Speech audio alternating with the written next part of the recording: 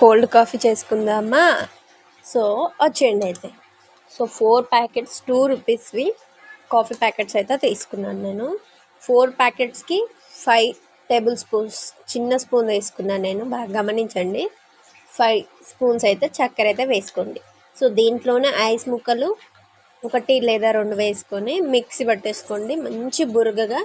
And ఇలా అసలు ఆ టెక్స్చర్ చూస్తేనే అర్థమైపోవాలి, మీకు కనిపిస్తుంది కదా, అలా అయిపోయేలా చూడండి. తర్వాత ఇంకేంటి, గ్లాసులలో ఐస్ ముక్కలు వేసుకోండి. ఎంత చల్ల కావాలనుకుంటే అన్ని ఐస్ ముక్కలు వేసుకోండి.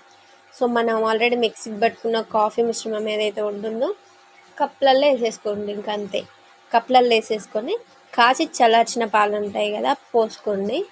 దాన్ని ఒకసారి కలపండి. తర్వాత మనం డెకరేట్ చేయడానికి మన దగ్గర ఉన్న కాఫీ సిరప్ కొంచెం ఉంది కదా, అది పైన వేసుకుంటే సూపర్గా అనిపిస్తుంది. ఇంకా అంతే. నా ఎక్స్ప్రెషన్ చూడండి ఎంత బాగా వచ్చిందో. మా శ్రేయ పాపకు కూడా 2 సిప్స్ ఇచ్చినాయి, ఎక్కువ కాఫీ కదా పిల్లలు.